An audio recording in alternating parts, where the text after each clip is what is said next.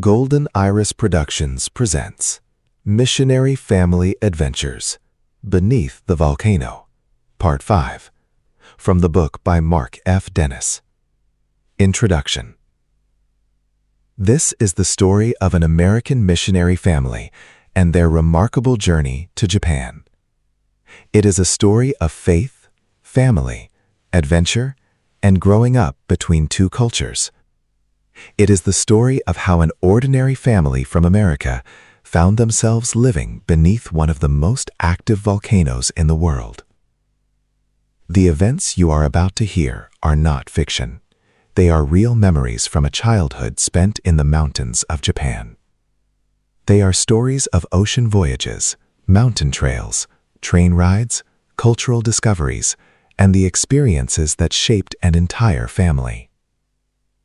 To understand how we came to live in such an extraordinary place, we begin not in America, but beneath the shadow of a volcano in the Japanese Alps. Historical disclaimer. This series faithfully presents the writings and memories of missionary Dick Dennis. His observations about religion, culture, and society reflect his sincerely held evangelical Christian beliefs during the 1960s. They are presented in their historical context to preserve the authenticity of his family's story and are not intended as commentary on the beliefs of others today. Part 5. Our Town, Karuizawa. Karuizawa today is only an hour's bullet train ride from the major city of Tokyo. In 1964, this small town was at least 4 hours by diesel locomotive and 5 or more hours by car. From time to time, steam engines could still be seen along these tracks with open-door cars. These were remnants of the World War II era, still operating in the rural areas of Japan. When the Dennis family arrived, Karuizawa was a one-street town nestled in the mountains of the Alps of central Japan. Looming overhead was the huge active volcano, Mount Asama, with white smoke billowing out of its crater all year round. Locals would say that if it stopped smoking, to take warning, as it was about to erupt. The mountain rose about 3,000 feet above the town, or about 10,000 feet above sea level, and was white-capped with snow most of the cold, hard winter. The Tygert's compound was just a little over 6 miles from its base. The Tygert's campus and town life. The Tygerts had built a Bible school on the edge of town, about a mile from the main drag called the Machi, where most of the stores were located. Karuizawa was a mecca of sorts for missionaries, as it was one of the few places where a language school was provided in Japan. Missionaries from all sorts of denominations and from all over the world began language school here. On the hill above the compound was a large concrete building where the missionary kids went to elementary school. Here, Kathy and Mark would begin their education from kindergarten through 3rd grade. The Tygert's campus was snuggled in the alpine woods under a steep mountain rising up from the valley floor called Hanadayama. Most foreigners in town called it Tygert's Mountain. Just across the street from the Tygert's property and through the woods was a small lake with a path around its perimeter about a mile long. The Dennis kids like to call it Tygert's Pond. An international community. All around the lake were small cottages and summer homes, an escape and getaway for wealthy Japanese and foreigners. It was an international community with small compounds of Germans, Swedish, and many more. People who needed this place as a getaway from their embassies, consulates, and businesses in the big city of Tokyo. Karuizawa was also a place where the wealthy from all over the world had summer homes. People such as Paul Anka and Neil Sedaka were among them. One such person was Yoko Ono and John Lennon. When the kids were much older, in the mid-1970s, John, Yoko, and Sean Lennon would spend several months of the summer in the sleepy town. They would ride bicycles and walk around town just like the rest of the residents, with no one even batting an eye. On occasion, they would even show up at the Union Church for services on Sunday, with the rest of the town's English-speaking foreigners. Wildlife. Tygert's Mountain was a wonderful mountain to climb.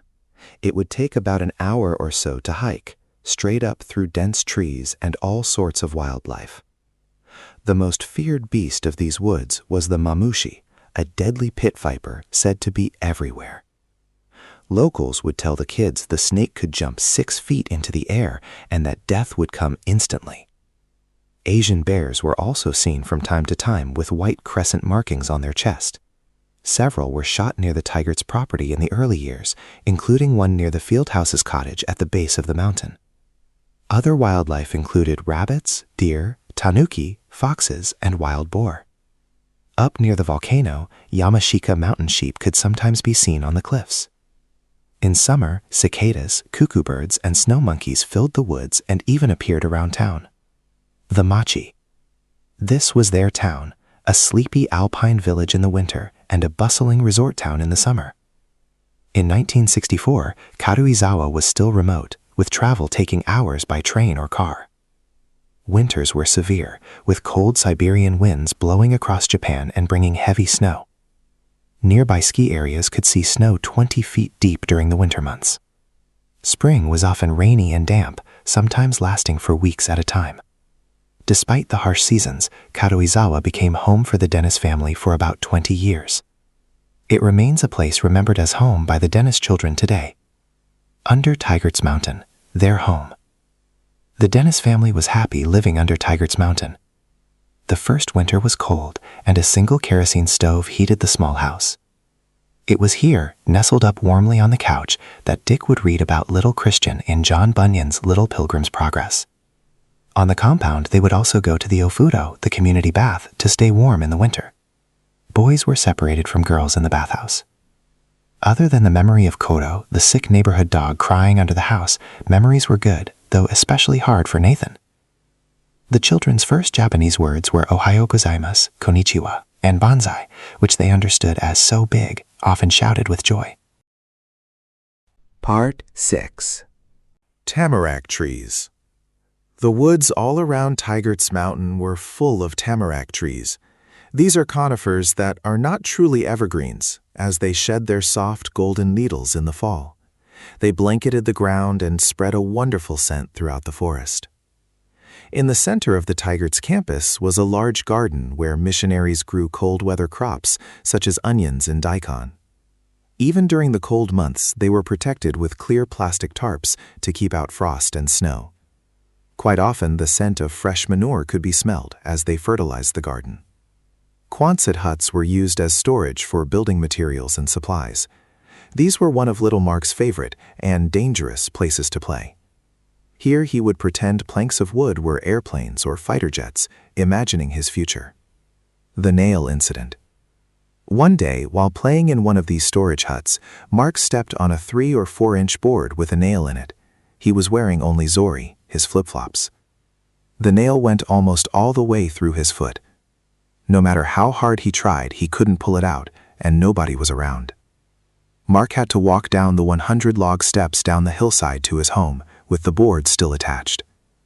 Once home, Dick pulled the nail out, and most likely gave Mark the story of how Jesus suffered on the cross with nails in his hands and feet. From that day forward, Mark was more careful where he played, learning that imagination and danger were very close together. The farm. On the same compound, across the street near Tygert's Pond, was a small farm. Here lived a brown Guernsey cow named Brownie, a pig named Porky, and several chickens. Soon it became clear Brownie was pregnant, and the children named the calf Bambi. But not long afterward, the farm was sold and the animals were slaughtered for food, including Bambi and the pig. This was traumatizing for Kathy and Mark, who saw it all, but it also gave a sense of reality that life was not a fairy tale. Afterward, Mark helped with chickens, soaking them in hot water and plucking feathers. Millie, who grew up on a farm, often did the work of chopping heads with a dull axe, sometimes needing more than one strike. Fighter jets. On campus was a print shop used to print literature for the Bible school. A young Japanese man named Koji worked there, operating the machines and printing press. Koji had recently finished military service as a pilot in the Japanese National Guard. He had pictures of Japanese fighter jets on the office wall. Mark, only about 6 years old, was fascinated and asked many questions. On breaks, Koji would take out an air rifle and teach Mark to shoot from the back steps of the print shop. Koji later became a mentor, influencing Mark's work ethic and interest in aviation. Nearby lived Bill Cook, another missionary and fighter pilot, who became one of Dick's closest friends. When Koji and Bill talked, fighter jet stories filled the air with animated gestures. Slingshots.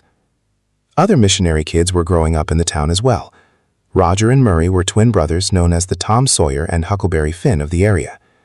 At 9 or 10 years old, they were always looking for trouble and teasing the younger kids. Slingshots were their weapons of choice. They claimed they could hit the train station over a mile away. They also told stories of mines in the mountains, glowing blue rocks, and hairy mountain men living in the hills. On Tygert's Pond. One day, near Tygert's Pond, young Mark saw a Japanese man smoking a cigarette. Believing smoking was wrong, he grabbed the cigarettes and threw them on the ground, stomping on them. Later, he would himself smoke the same 7-star brand. Tygert's Pond was a beautiful place, with ducks, geese, and carp along the shore. There was a small island in the middle and fishermen casting nets. Mark enjoyed fishing with a bamboo pole like a young Huckleberry Finn. One day, Nathan fell into the pond and Kathy jumped in to help him.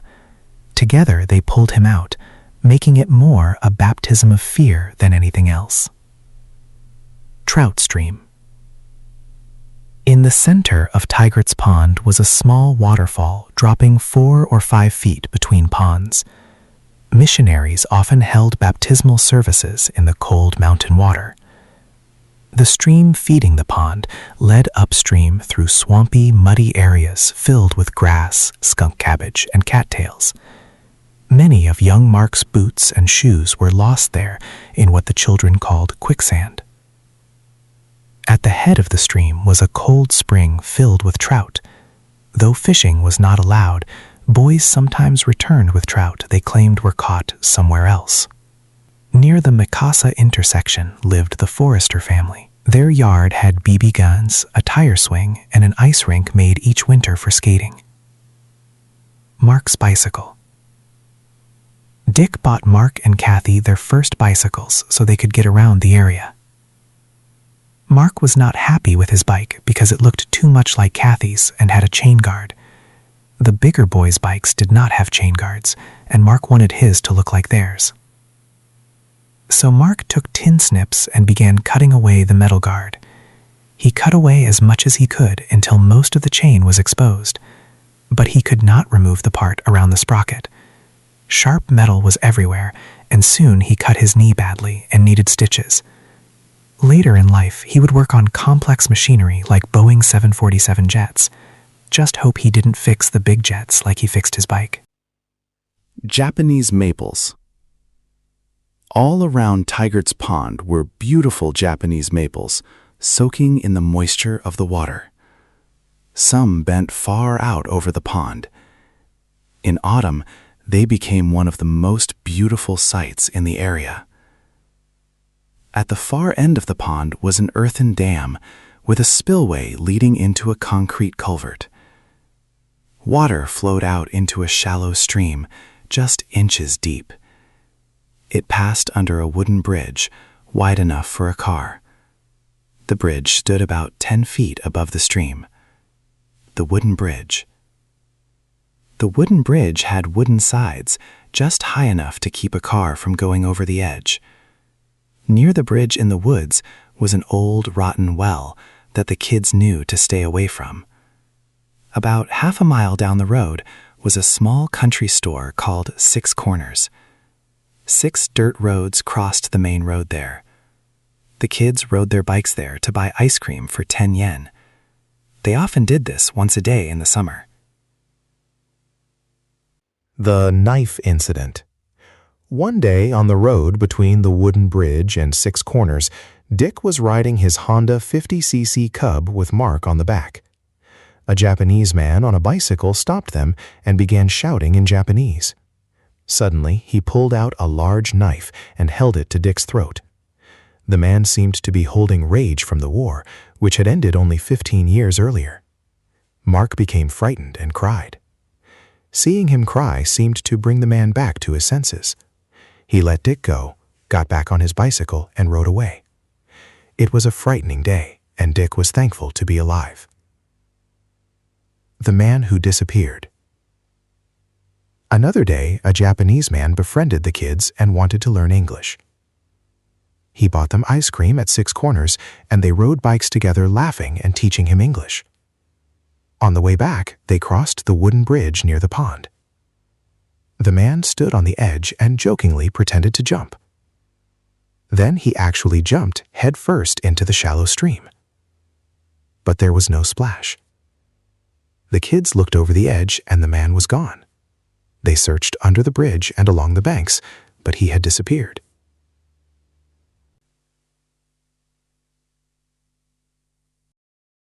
The machi, the main drag. For Mark and Kathy, 6 Corners and nearby places were about as far as they could ride their bikes. The roads were dirt and dusty, full of ruts after rain, so they stayed within a couple of miles. Occasionally, Dick and Millie took them by car to the machi, the main town about 4 miles away. Their favorite place was the toy store, owned by a little old lady in a kimono, saying, "Irashimase." Mark bought airplane models and pellet guns, while Kathy bought dolls. Mark built a Wright Flyer model and hung it from his ceiling. Kathy and Mark often fought over toys, sometimes with rolling pins and anything she could grab. The machi stores. The machi was one main road about a mile long, starting at the Rotary. It connected the train station road and the 6 Corners road. Mark liked visiting the small police box at the roundabout and asking questions about the officer's gun, but soon the officer would end up asking Mark questions instead. The street had vegetable shops, fish stores, clothing stores, and souvenir shops. Vegetables and fish were displayed fresh on ice or outside near the street. Only a few shops stayed open year-round, including the butcher, fish store, vegetable store, bank, and post office.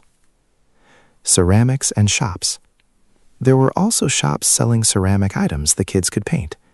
They were shaped like animals and other objects. The paint looked dull at first, but after firing in a kiln, the pieces became quite beautiful, if painted well. These shops were part of the everyday life in the machi, and they added to the quiet charm of the small mountain town. To be continued. Thank you for watching. If you enjoyed this presentation, please take a moment to like, subscribe, and share this video with others. For more content, visit my 2 YouTube channels. Mark F. Dennis at Golden Iris Knowledge Quest, where we explore physics, cosmology, science, and emerging ideas about the structure of the universe. And Mark F. Dennis at Golden Iris Religion Quest, where we examine religion, spirituality, biblical studies, Jewish mysticism, and the history of religious thought. Your support helps these channels continue to grow and allows me to create more presentations, books, and educational content. Thank you again for watching, and I look forward to seeing you in the next video.